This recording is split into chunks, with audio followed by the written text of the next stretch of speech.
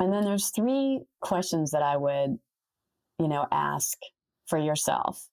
Am I happy in my life right now? Or am I just kind of dreaming about a different new life? And then number two is there something I want to do that I haven't done? And then number three is, am I living someone else's dream and not my own? Welcome to Inside Out Career Design. In this show, we're obsessed with answering a single question. Is it possible to create an authentic, meaningful, and fulfilling life you love while building a successful and rewarding career?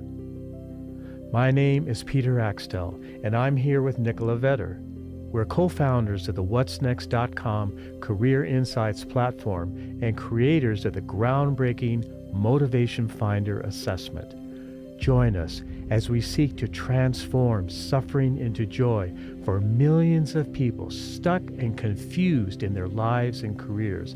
We'll share our insights, discoveries, and life lessons and talk with career experts, leaders, spiritual guides, psychologists, data scientists, coaches, anyone who might hold a strategy or answer to the age-old questions of what's next for me and what should I do with my life?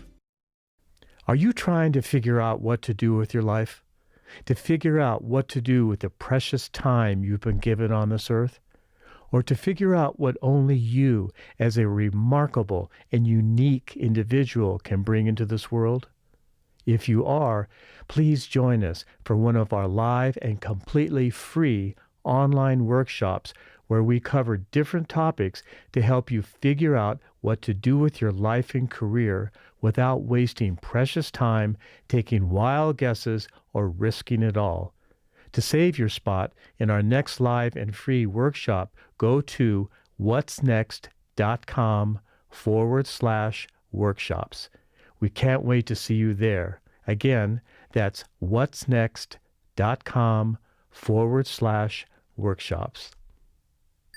Our guest today is Emily Clay.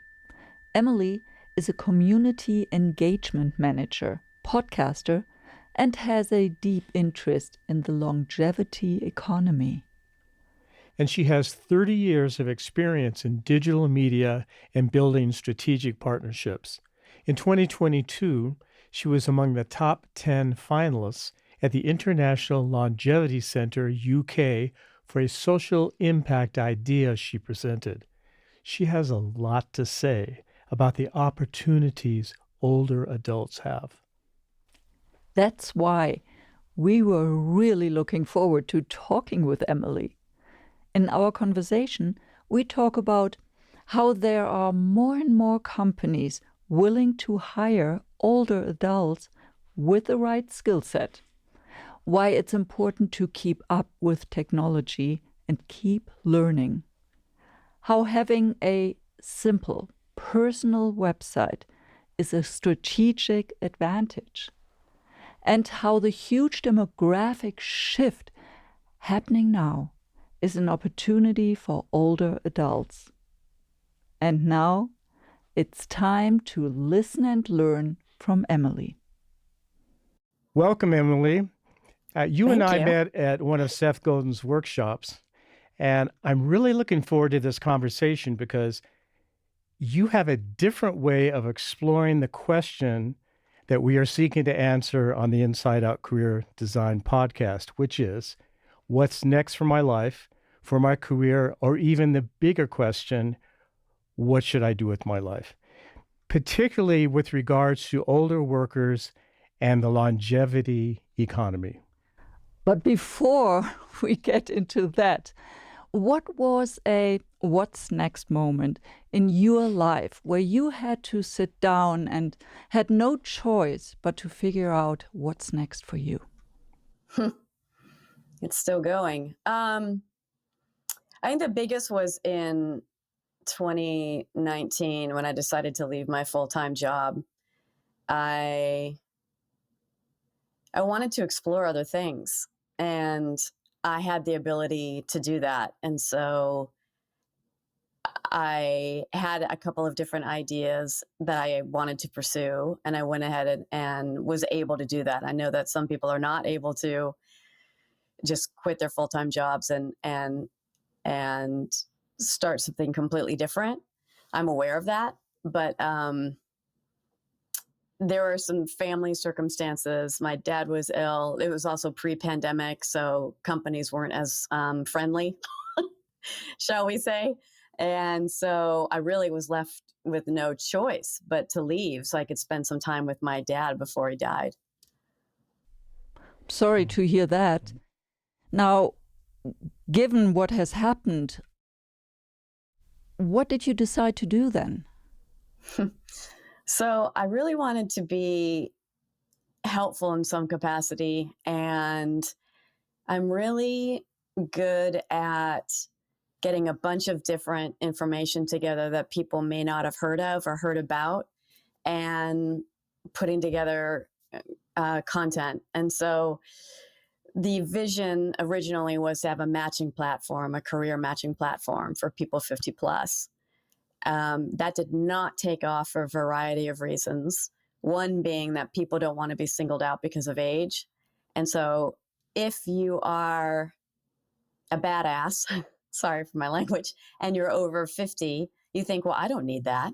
I don't need help with, finding a job and so it became pretty challenging. And it was also a two-sided market. So we had to get people in the system. And then we also had to figure out how to vet them. And then we also had to have companies that were willing to hire and wanted to, that were intentional about hiring older. So after about working on that for about a year and a half, decided to become a career coach and help people in a mid-career transition. And then I'm also a community engagement manager for a tech startup. It is an intergenerational career platform. And so we match people of different ages who are excited about and are interested in some of the same kinds of jobs and skills. And so it's a way to augment maybe something they didn't know, just by matching them with someone who might, have a different experience. Say it's UX design or something. And so each person will bring something different to that conversation. That's so interesting. Brings up two questions for me. So did you experience that people 50 plus who had been kind of successful said, I don't think I need help? I think it was a matter of, so we did extensive research, but it was, there's something called confirmation bias. And so I think, I think people were friendly and excited about it and thought it was a good idea, including my business partner who had startup and exit experience at Microsoft. But at the end of the day, it's people don't want to be singled out is different. And people don't want to be singled out as different because of their age. And so that was just a massive challenge. And it's such of a sticky topic, especially age and career, that it's getting better, but it's still, there's a lot of shame around it. So does your new offering, is this a connection offering that helps bring people together as support and ideas, or? So Circle is a membership program, and it's an intergenerational career platform. And so it's not free, but it's a paid community where you can go and learn about and find out about different jobs that might be available, where companies, are intentional about hiring older. Because everyone in the group, they're all different ages, but they don't care how old you are as long as you have the skill set. And then we'll have different workshops and different events for our members. And so, but the matching piece is really about taking two people that have signed up to learn about different things, and then saying, oh, you're interested in television production? Well, this person won 5 Emmy Awards. You might want to talk to that person, So that's how it works. So that's amazing, because it's what we would call the life and career design conversations that people have. So it's exactly that. I'm curious, you speak a lot about the longevity economy. Can you tell us about first what that means and how you got interested in that topic? Yes. So I was trying to make a career pivot and experienced no interest in people hiring me, and so that's why I wanted to start Illume Hire, which is the company I was telling you about, the failed startup that I worked on. And I learned a ton, though. I learned so many different technology tools, and I learned a ton from my business partner Nick, kind of more MBA speak and how to present and things like that. I think to me, the longevity economy, a lot of people don't know what it is right off the bat. It's basically products and services for older adults. So there's a massive demographic shift going on globally. And more people are talking about it now, but people weren't talking about it very much a couple of years ago. And so this has implications across the board in terms of different industries. So, look at entertainment. There are film producers who want screenplays with characters who are age 50 plus, because if a majority of people are going to be older, then do you want to watch people who are in their 20s all the time? No, you just don't. So Grace and Frankie, is that what it's called? Frankie? Grace and Frankie? Is. Yeah. Okay. So there are a number of different examples of films, TV series that actually have these people who are older and are entertaining, and people want to watch it. People want to see it because that's kind of, it's more of a realistic portrayal of who they are. I think I got interested also just in the dialogue about different words that are used. So, do you want to be called a senior? I mean, I don't. Do you want to be called elderly? No. How about just older adult? How about just older adults? And I thought a lot about, oh gosh, should I get into this because it's such of a taboo topic? But then I thought, no, I should absolutely get into it because it's a taboo topic, and because it's a business advantage when you have a diverse ages on your workforce. I mean, it's a fact. You'll actually be more productive and have, generate even more profits when you have these different viewpoints and different lenses coming to the table, both ways, older and younger. Yeah, I can remember over the years that we've explored this topic about workplace motivation and well-being. And years ago, it seemed that there were a number of people in positions of power who just didn't care. I don't have time for that. I don't care. We just got to. You see, is that now changing? This would be very good news if the people are starting to wake up and realize that they have to care about things like well-being and having people who are older with wisdom. Do you see a change in that? In terms of hiring older, in particular, or the wellness piece? Well, I think both? We can do both, but let's try with the hiring piece. Are people waking up to that?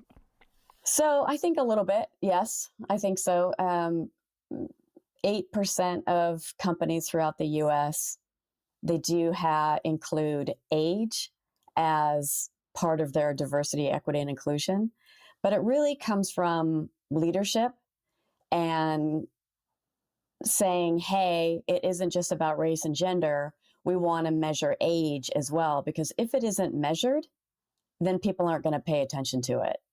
And so people at a company aren't going to pay attention to it. So, when people are trying to get their foot in the door, it really happens at the block happens at the hiring level. And so it's disheartening and frustrating, especially for women and women of color and older women of color and older women in general. I think it's and men struggle too, but it's I think it's going to have to change, and it's going to be more skill based, not about what you look like or how old you are. So you said, so is that the gatekeeper at the hiring level? That's where people get cut off there. It doesn't even get even higher than is there any way that people, are there some strategy or is there an advantage to get past those gatekeepers? Yes. In fact, one of them is just making sure that you are up on technology and really being honest with yourself about learning and growing in that regard. So, we talked a little bit about having your own website. And I think no matter who you are, even if you're a highly coveted developer, wouldn't it be cool if you had a website and then you talked about this really amazing program for inner city kids, for example, and you wanted to participate and show them how to code, and so you participated once a week, or so that would be part of your personality showing on your website, right? And so if you're in your 40s, mid 40s, even 50s, and beyond, I just think it's valuable for people to get a window into who you are. And so things like, what's your favorite TED Talk? What inspired you? There's a little silly, it's a 20-second clip of Matt Damon in We Bought a Zoo. And he talks about, it's the 20 seconds of courage. And it's you can Google it, but I have it on my Twitter account too, because I just love it. So he had 20 seconds really, and he's teaching his kids how to be courageous for 20 seconds. And so, you could include a clip like that, just things that, and your favorite books, your favorite business books, maybe you've been following, a venture capitalist. Maybe you were in a startup and you've been following a venture capitalist you admire, and you read their blog, or so even if you have 3 or 4 sentences about it and then have that link there, it just gives a little window into what you're thinking about and how you think and what you value. And so I think it's really important. A lot of people don't do it, but I think it's a missed opportunity, because you can have the website on your LinkedIn profile, you can have it on your Twitter. And so it is still amazing to me, but when people don't have one, because there's so many easy DIY opportunities in order to build your own site. I never would have thought about that, because you think about, okay, get your resume in order and get on Twitter and get on LinkedIn, but you're talking about a whole other thing that really represents your character much more than just, here's my LinkedIn profile and what I have to. I think that's a brilliant idea. Especially I think for people that are looking for what's next out there, if you can put yourself out there with a kind of a calling card, right, as a personal website, then that must be very inspiring for employees, potential employees that are looking for someone to hire. You mean employers or employees? Employers. Employers, yeah. Well, it differentiates yourself, and if it's highly competitive out there. So if there's a choice between you and say you've listed 5 of your favorite books, business books, not, Harry Potter. But, if you have, and then maybe that person has read some of those books, Ray Dalia's Principles, that's a big one for millennials. Well, so some of these things that you're writing about might resonate with people, or even that 20-minute clip that I told you about, they might think, oh, that's so cool. I love that. I love that message. So it doesn't have to be some brilliant, prose or loads of blogs included on it. You can just have your, 3 or 4 sentences and why you love this video, or why you love this TED Talk, or why you love this book, or the 3 takeaways from this book and how it helped you. I just it's an opportunity. It's an opportunity to show another side of you. That's all. And the benefit of having a website instead of having it on LinkedIn is what? Oh, well, you can have the website listed on your link. I mean, I think you should have both LinkedIn and your own website. But no, the benefit is really the website can reveal your personality more. LinkedIn isn't, yes, you can have, videos posted on LinkedIn, but that can be annoying, as someone scrolling through. So I think you have to be careful with that. But unless you're really on message and you keep it at 30 seconds, all of that. But if you have your own site, then you could put in a Loom video about, and kind of an overlay, and then have your opinions about this article. Hey, I wanted to say, I dropped in this article because this article really explains the longevity economy, or whatever it is that you're passionate about. And so, yeah, I think there's so many opportunities for people to get creative in terms of putting themselves out there. Do people need to be concerned about keywords for SEO reasons and AI strategies when they create their own website? I think it's always good to look into and to figure out. So, say, for example, if you have a WordPress site, then there are a number of different plugins that can take care of, different SEO strategies. And I think it's important to see how you can rise to the top. I mean, not just having people type in your exact name, but you can tag articles. There's all different things that you can do to kind of rise to the top. My site is in WordPress, so that's the one that I'm mainly familiar with. In one of your blog posts, you wrote about this Microsoft study on the Great Resignation, which seems everyone has heard of. And it cited 3 forces: the economic crisis, the changing generation, and the realization that people can have a different social contract. It was a fascinating article. And I'd like to dig deeper into each one of those and see how it applies to our audience of people who are trying to figure out what's next. So what about the economic crisis? The economy is going to go up and down, and if you're a certain age, you've seen and been through a couple of different things, right? And so, like, when I graduated from college, it was a down economy and there weren't very many jobs. And so I moved to a bigger city. But yes, it's a massive challenge, but I also think that looking at things like, what are the different trends in terms of healthcare? What are the different trends in terms of the demographic shift? I mean, there's going to be more need for social gerontologists, for example. There's going to be more need for therapists. So people are going back to school to get their master's in psychology. So yes, the economy that's a down economy, but there are also loads and loads of jobs that are badly needed out there. And even vocational. Somebody brought up vocational work to me the other day, and it might not pay as much, but it's going to pay more than working at a grocery store.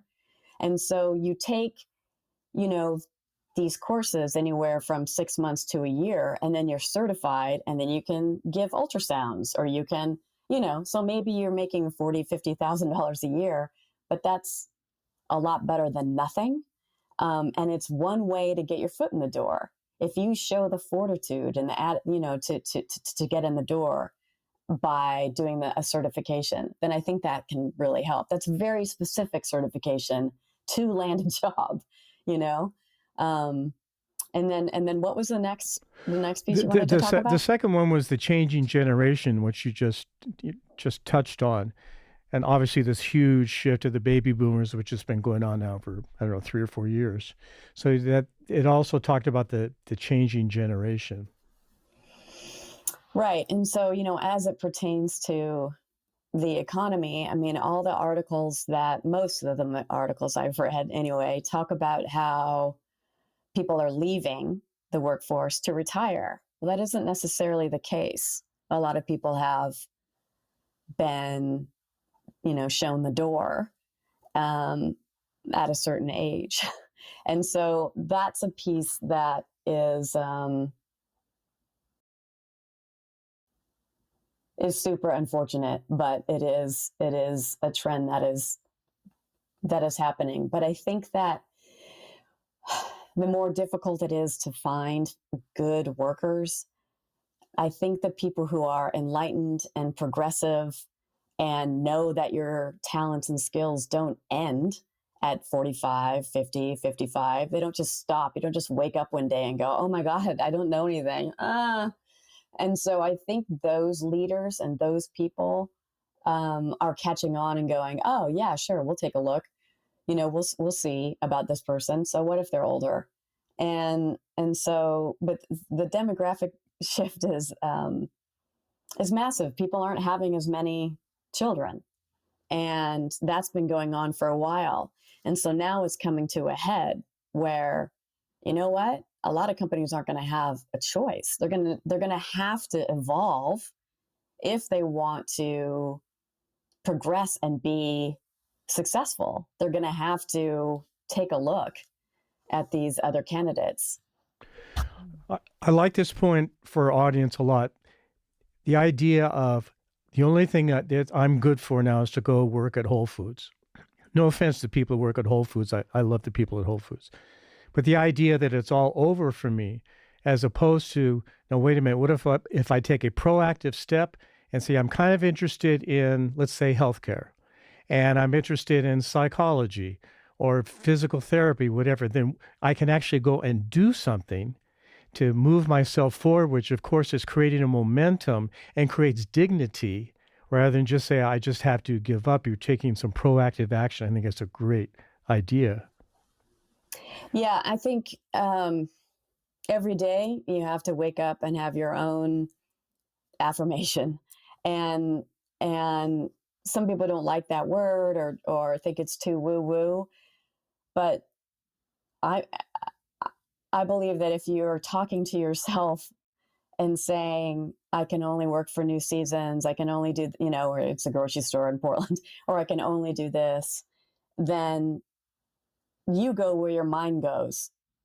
And it isn't easy to combat those gremlins on your shoulder going, my God, you're not good enough, or I've applied to 5 million jobs and no one will take me. I just think it's time to dig deep and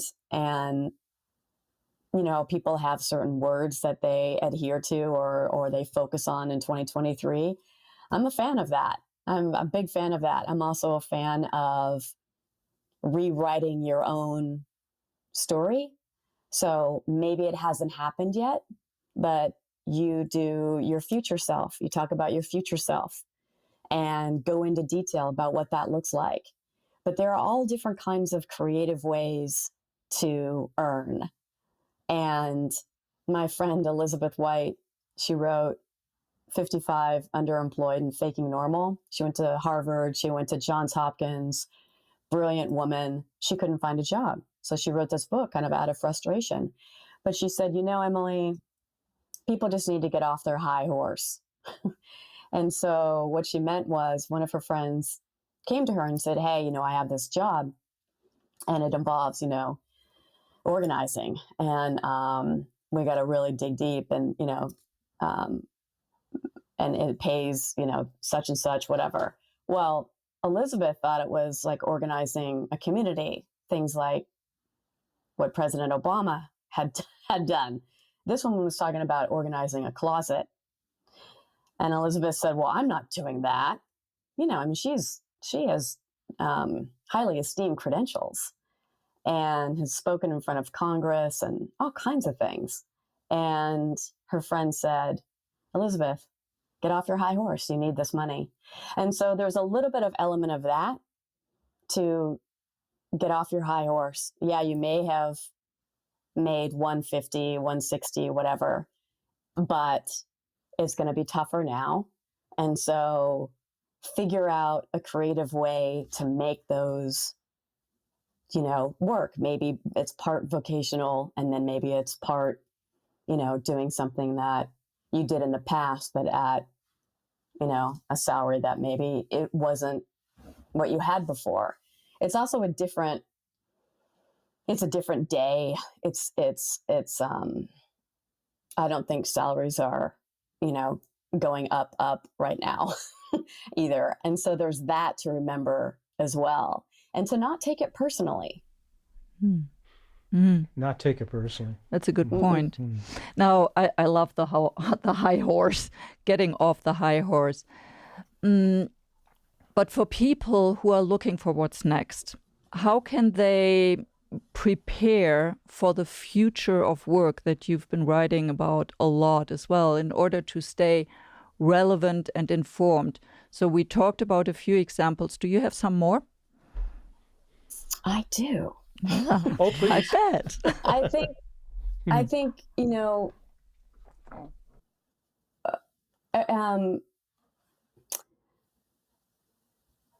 for me, it was really diving in and being curious about technology.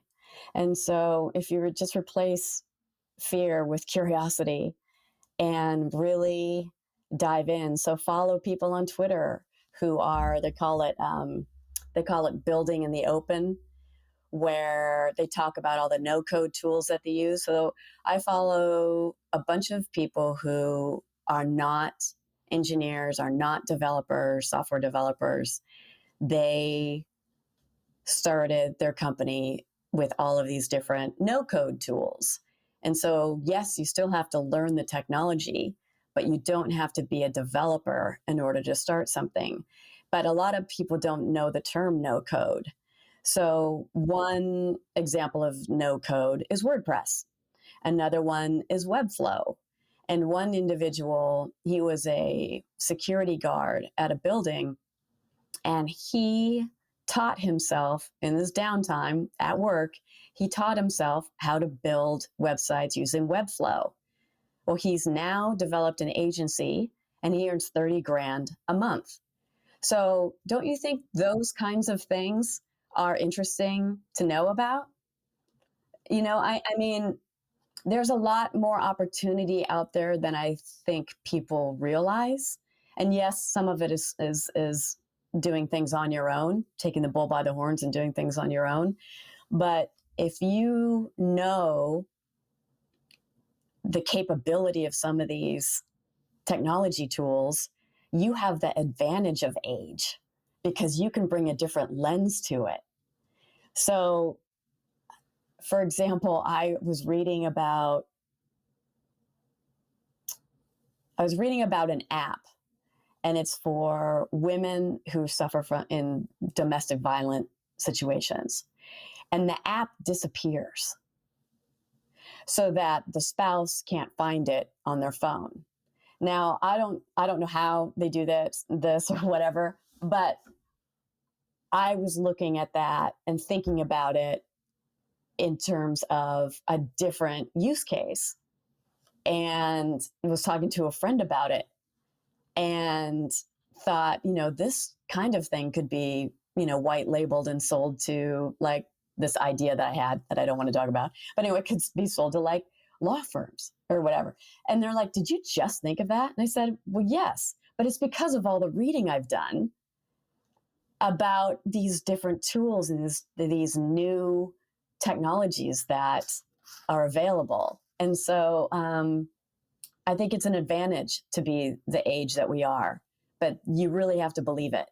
You have to believe, because you can bring a different lens to something and go, oh God, that disappears? Why couldn't we do X, Y, and Z with this?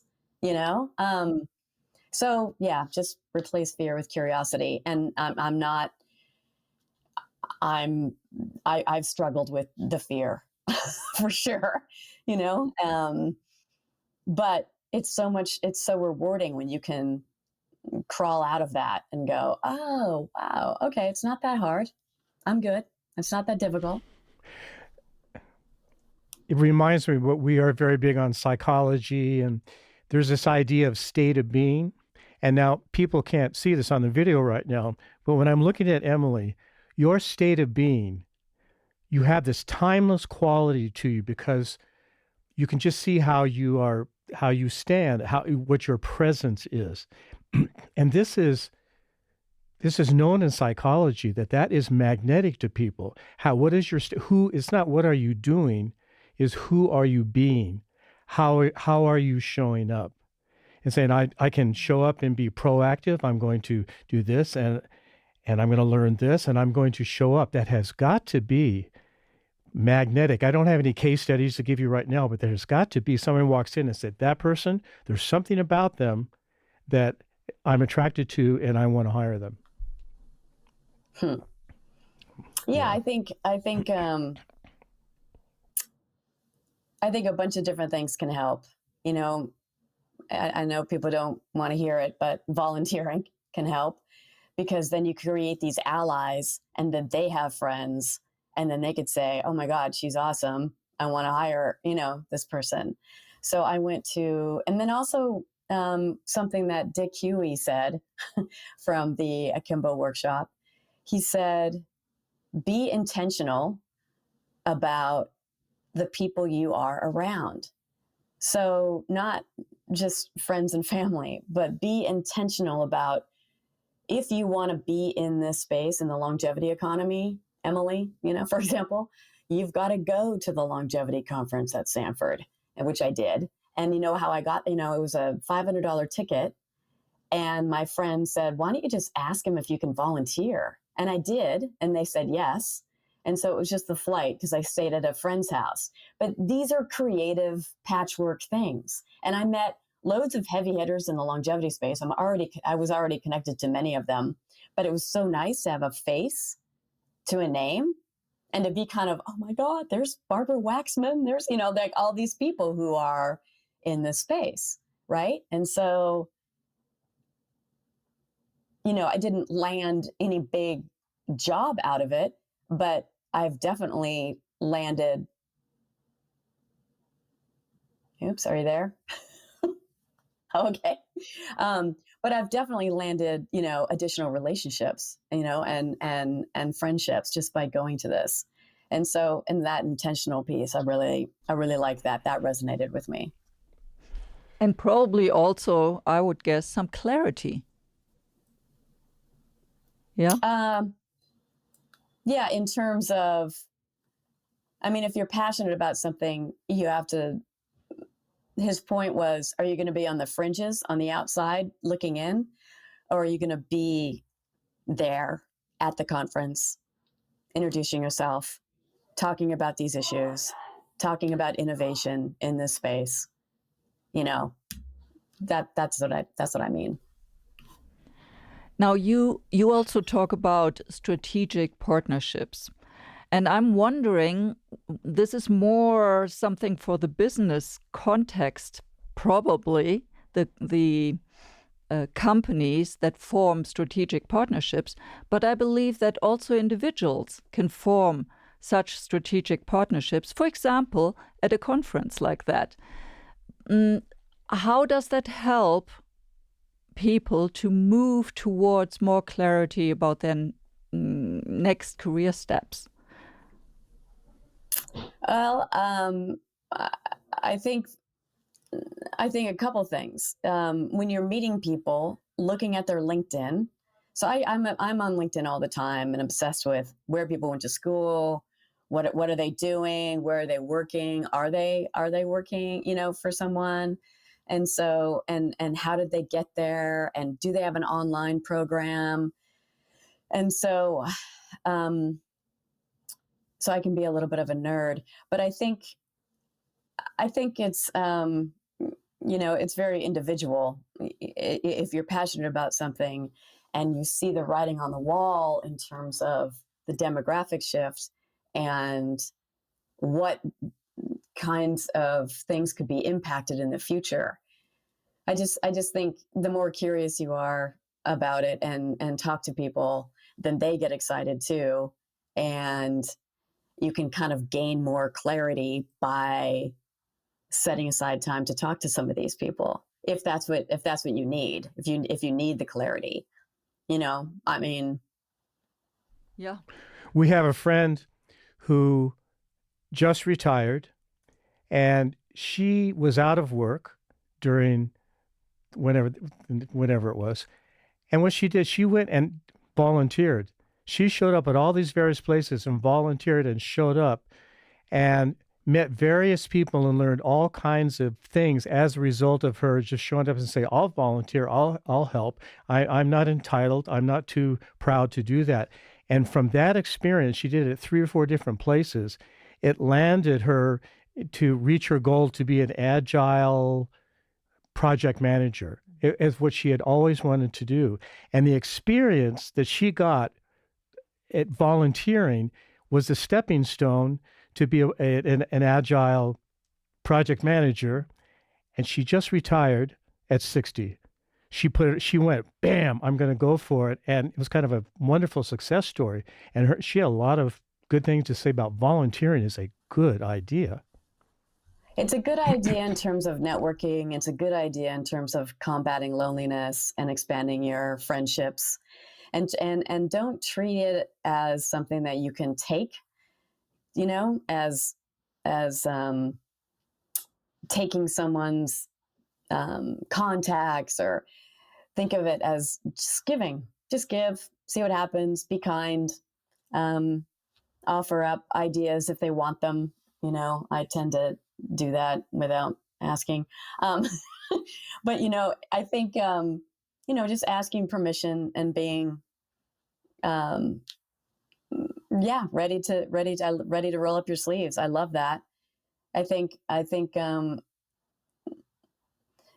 some people don't want to overcommit, and go, oh God, once a week, that's a long time. But think of the things that you might be able to learn from those people in that room. So there was a woman who I met. She was the first person I met at the Longevity Summit conference. And she said that she was from Portland. And I said, so am I. And she said, oh, I'm from Bridge Meadows. And I said, oh, I love Bridge Meadows. And she goes, oh my gosh, just the fact that you reacted that way just made my day. Well, Bridge Meadows is an intergenerational living situation where they take foster kids and seniors, right? And then help each other out. And it's a community, and it's being adopted throughout the nation. It's being replicated throughout the nation. And I had worked in media locally, so I knew about Bridge Meadows and the work that they were doing, and I knew that it was intergenerational and that they were replicating it throughout the nation.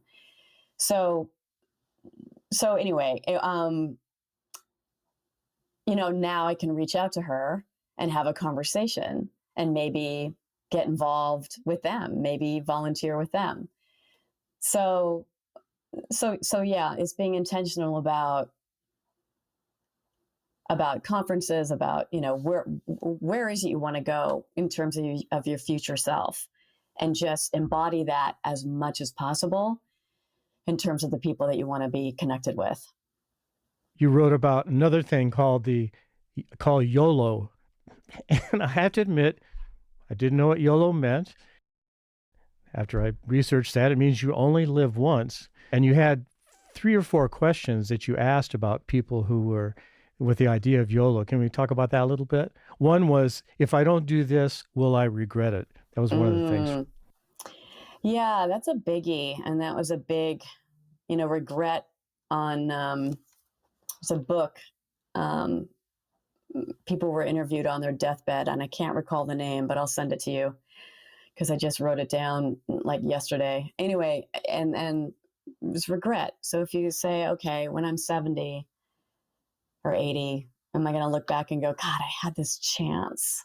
I had this chance to change my life. I had this chance to take a step forward and do this? Am I courageous enough? Can I figure out a way to make this massive change? And so I read a ton of self-help and psychology and a ton. I mean, one of my friends was like, "Oh my God, you're like the self-help museum. What's happening?" But I just like it. There's one book that I think I put in the email to you, Nicola, is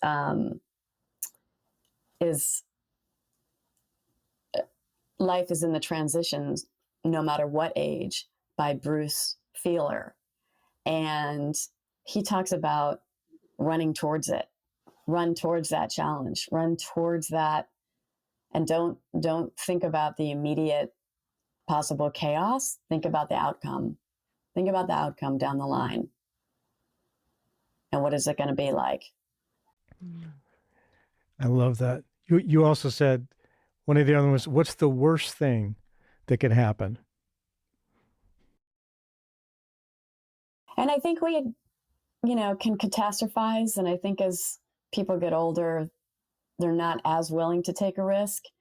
And that's why I think it's important to do the opposite. It's important to do the opposite. And so what do I mean by that? I think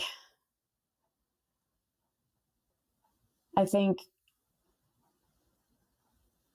lot of people are going to live to 80, 90, 100. And if you're not happy, whether it's job or, relationship or whatever, then what are you going to do to fix it? What are you going to do to move forward?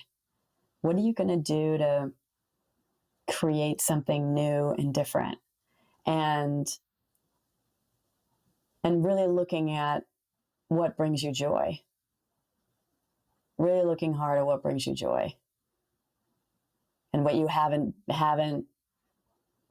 maybe those joy moments you haven't had in the last 20 years. If you haven't, then refocus your energies on getting that joy back, because life is short. And it's easier said than done, but we can do hard things. We can do really, really hard things. And that's what I was talking about earlier, about making a story about your future story and your future self. I call it future me flying, FMF. Future me flying? Yeah. Love it. And so then I'm kind of hovering over a party, maybe it's a milestone birthday. People are giving a toast. Maybe there's music playing in the backyard. Who are those people who you admire, respect, and they admire and respect you? Who, and like getting down to every single detail. What does the house look like? What does the backyard look like? And I think all those things really help cement it. It helps rewire your brain. And then instead of daydreaming about it, and daydreaming is great, but taking an action step every day. You don't have to be super scared every day, but you have to take an action step every day. Who did you reach out to on LinkedIn? Who did you, what technology did you learn? Have you done the chat GPT stuff yet? Have you figured that out? Because it's super interesting. What is Chat GPT? Can you explain what you're ahead of me I love technology, but you're ahead of me, Emily. What is Chat GPT? It's an AI tool, and you can ask it questions and it will come out with different answers. I haven't played around with it yet, but it's things like when you read about things like this, and when you see it, and set aside half an hour or something, because I'm telling you, age is an advantage. You could come up with some cool tool that, I don't know. If you play around with it, you can go, oh, wow, this would be really cool in like senior living homes. And maybe people could ask a question about, I don't know. I just think age is an advantage when you get really curious about different technologies and different things that are coming down the pike in the future. That's wonderful. We have so many things that we touched on in this conversation, and we're getting to an end now. So I would just like to let our audience know that everything will be in the show notes that we spoke about and the books that you sent me, the titles. But I would like to know whether there is anything that we didn't touch on that you really want our audience to know. I think just listening to what excites you, like, when you're telling a story or when you're passionate about something, remember that. And then, it's another thread into and a window into what you might be able to do and make money at. I mean, one woman approached me. We became friends, but she just revealed that she didn't know anything about fashion. And I said, I do. I know. I help you spend your money. And so, but that was really rewarding for me to go, okay, here's what kinds of palettes do you like? Do you like this look, this look, this look? But it made me excited to be able to help her, and so just listening to that voice of what excites you, I think is super important. And what are you drawn to in terms of topics of books or magazines? What are you drawn to? All these things will come together. And then we talked about rewriting your own story. And then there's 3 questions that I would, ask for yourself. Am I happy in my life right now? Or am I just kind of dreaming about a different new life? And then number 2 is there something I want to do that I haven't done? And then number 3 is, am I living someone else's dream and not my own? So I think those are all really big, good questions to ask. And because I think people get into a rut, including myself, and then all of a sudden you go, wait a minute, isn't there more? Isn't there something else? And then there's a resource that I learned about, and it's called learnhowtobecome.org. And it's really about how to make a career change and a pivot over the age of 50. And so those are the things that I would add. I think that's a perfect place to end. So Emily, thank you so much for this insightful and stimulating conversation. You're welcome. Thank you guys. So much fun. That was great. We hope you enjoyed this interview. The biggest takeaway for me was what a strategic advantage it is to have a simple, personal website that shows your interests, worldview, taste, and personality. It becomes a powerful calling card. And I loved the 3 questions. Am I happy in my life right now, or am I just dreaming? Am I living someone else's dream and not my own? And 3, is there something I want to do and haven't done? I can definitely say there's a lot I still want to do. To learn more about Emily, head to Whatsnext.com/19, where we share the transcripts, links, and more. Again, that's WHATSNEXT.com/19. And if you like what you've heard, share it with someone you care about.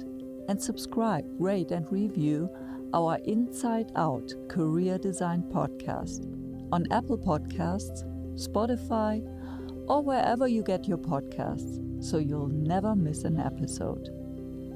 Thanks so much for joining us here today. We'll see you next week for another episode, same time, same place.